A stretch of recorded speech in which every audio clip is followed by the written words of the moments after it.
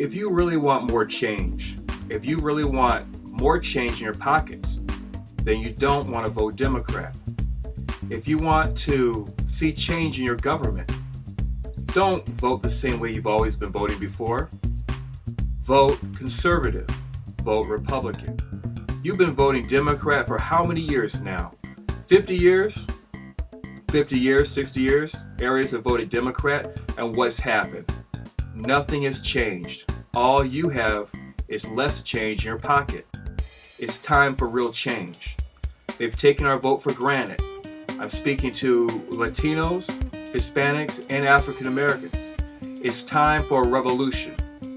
If you want more change in your pocket, if you want to see your Constitution preserved, don't vote socialist, because socialism is the Democrat Party. If you want more liberty, if you want freedom from tyranny, tyrannical government, if you want your constitutional freedoms preserved, don't vote Democrat. Democrat Party is communist. They control the stupid party. When the Democrats had their convention, their national convention in 2012, before the last election, they celebrated the U.S. Navy. The only problem is when they celebrated the U.S. Navy, they had in the backdrop battleships there and jets up there. However, those were not our ships. Those were Soviet-era destroyers, and those were Soviet-made Turkish planes flying overhead. Now, how do you make a mistake like that? Perhaps you have so many members of the KGB operating your campaign that they couldn't tell the difference between the U.S. military under Democrat leadership and that of Russia's military. It's time for a real revolution, my friends. It's time to get rid of the Democrat Party once and for all. All the distractions from MTV, the VMA awards, all that garbage. It's time to set your mind free from that trash. Time to set your mind free from distractions.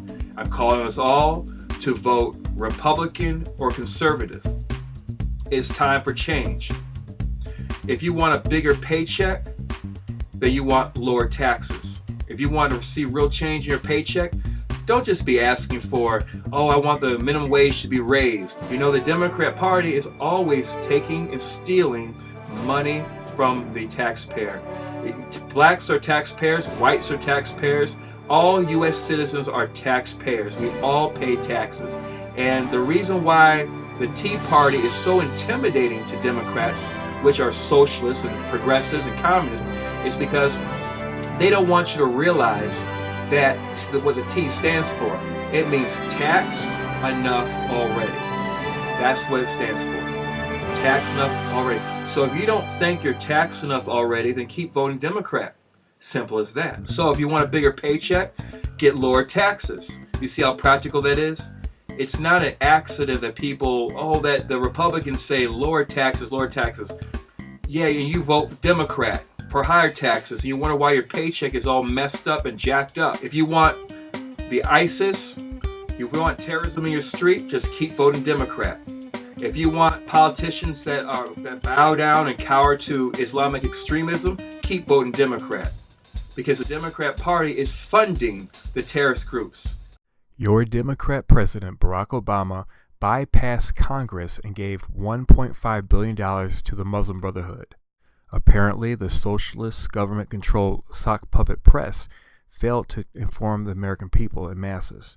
MSNBC, CNN, ABC, CBS, and NBC are responsible for all the terrorist acts that our Democrat president and the Democrats have done because they've kept you, the American people, in the dark.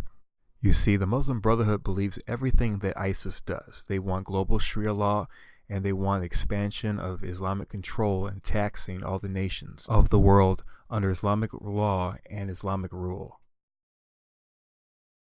I said funding.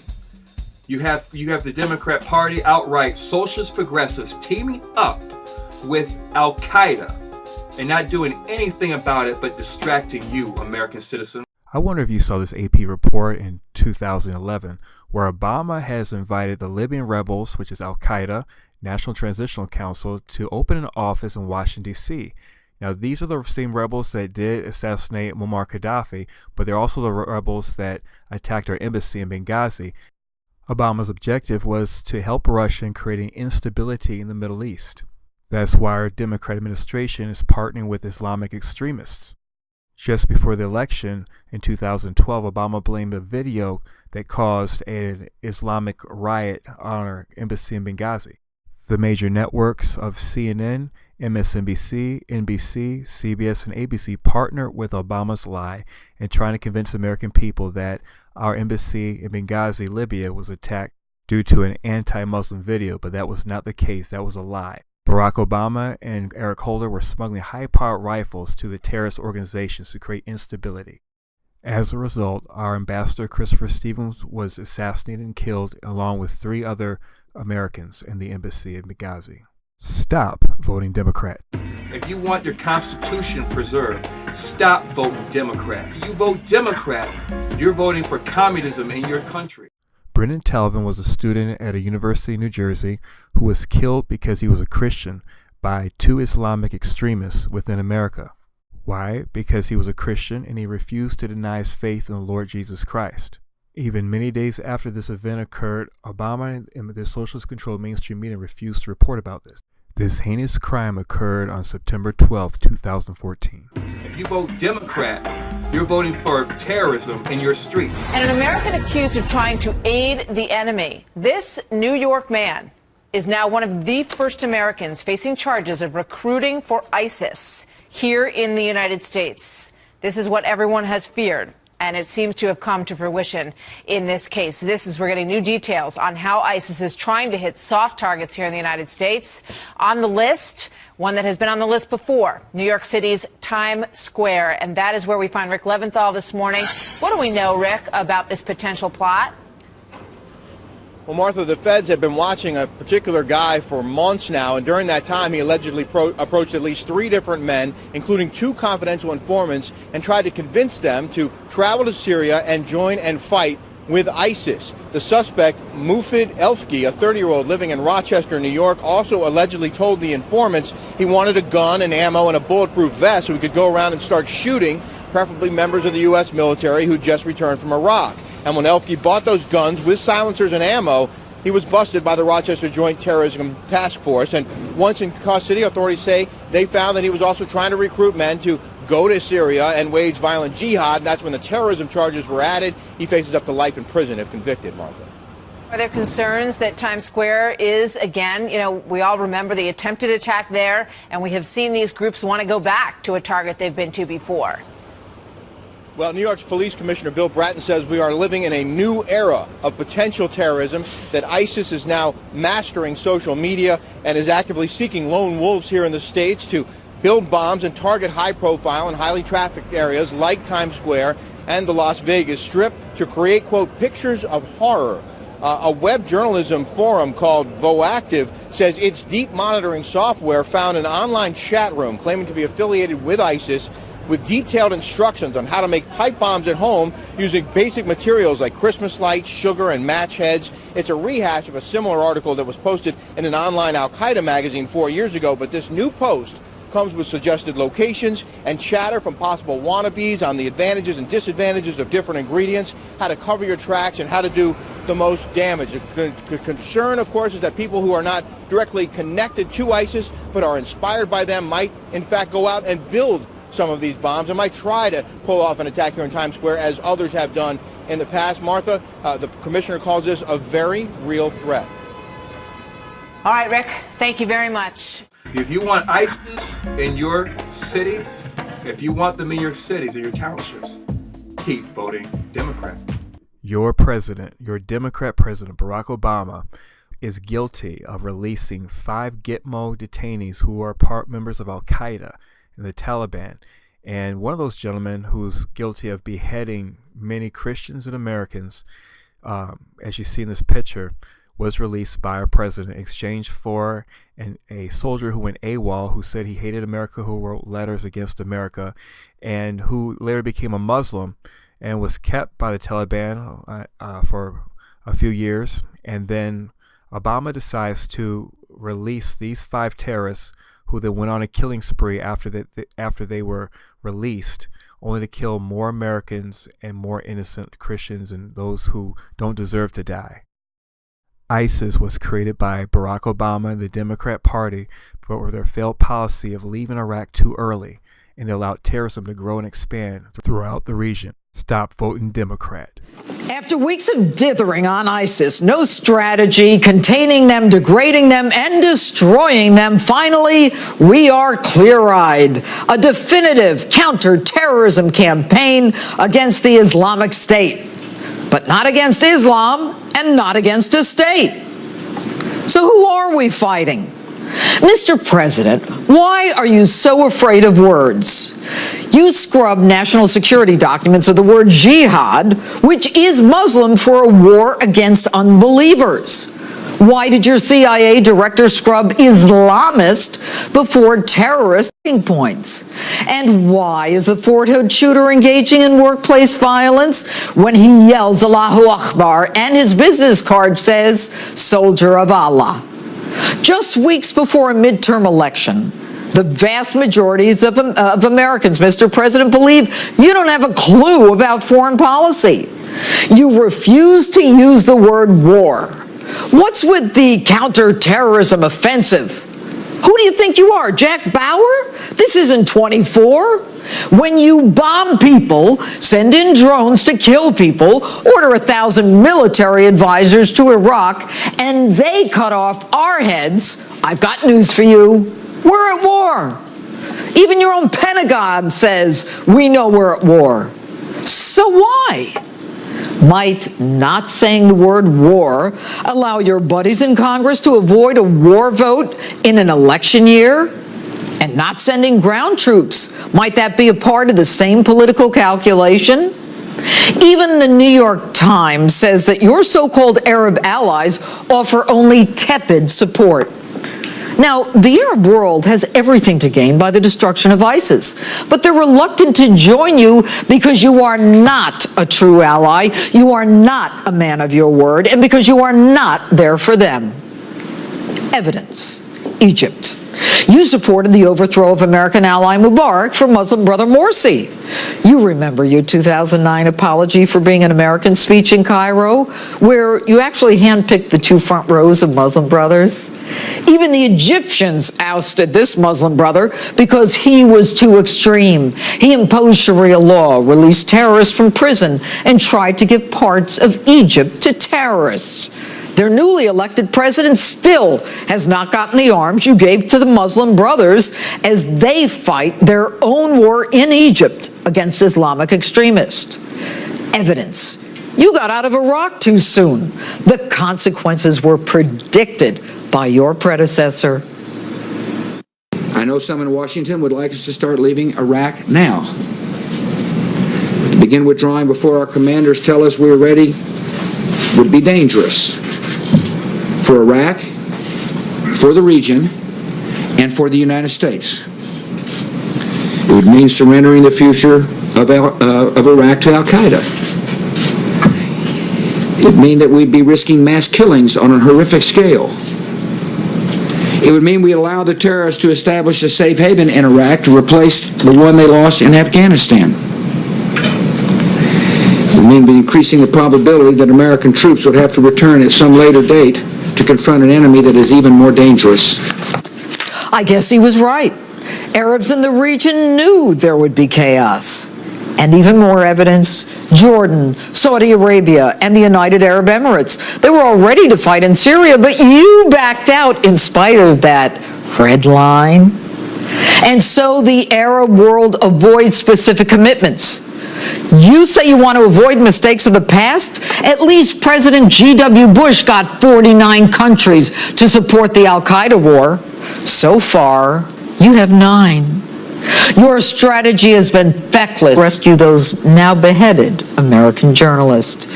But you're clear-eyed. Now let's make two things clear. ISIL is not Islamic.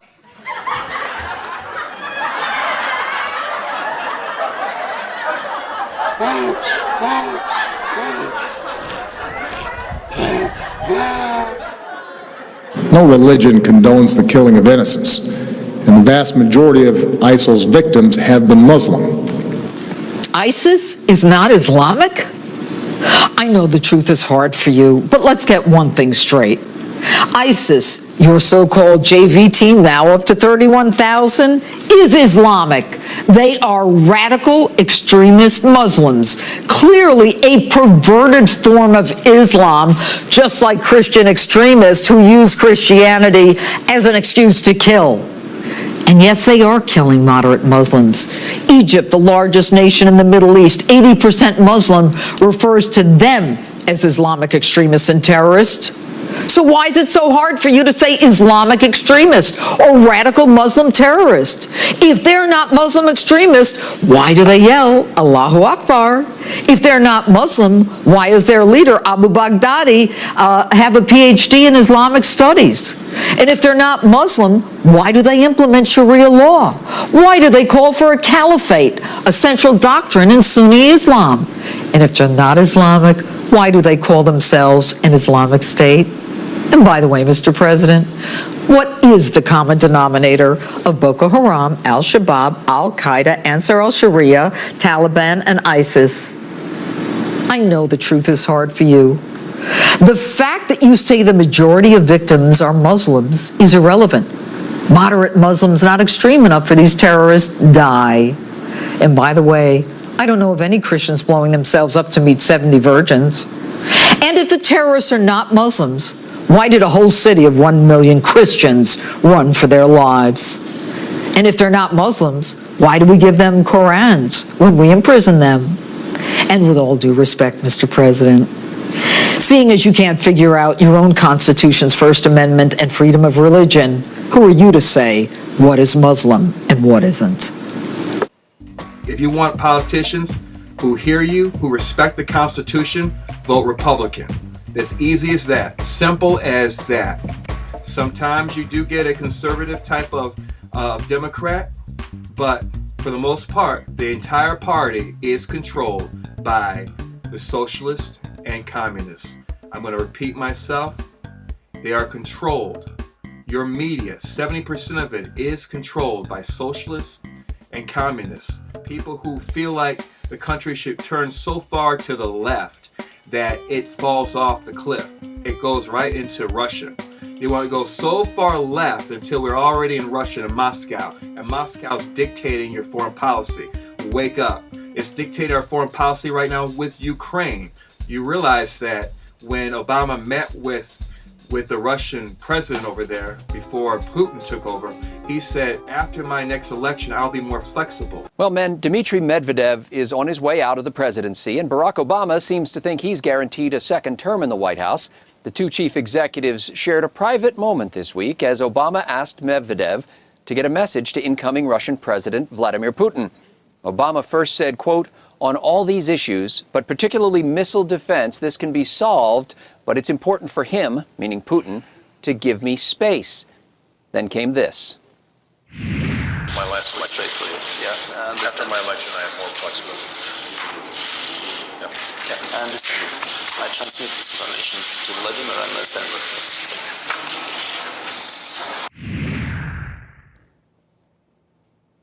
After my election, I have more flexibility, our president said. Well, Article 3, Section 3 of the U.S. Constitution defines treason as adhering to our enemies, giving them aid and comfort. Article 2, Section 4 says treason is cause for impeachment.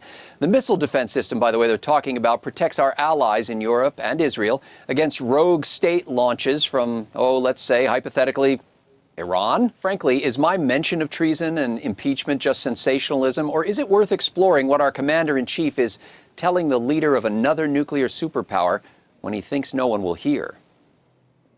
I'm going to do my very best to be calm about this, because if I don't, I'm going to lose my mind. Let me tell you what the real outrage is here. When I first heard this, let's just back up.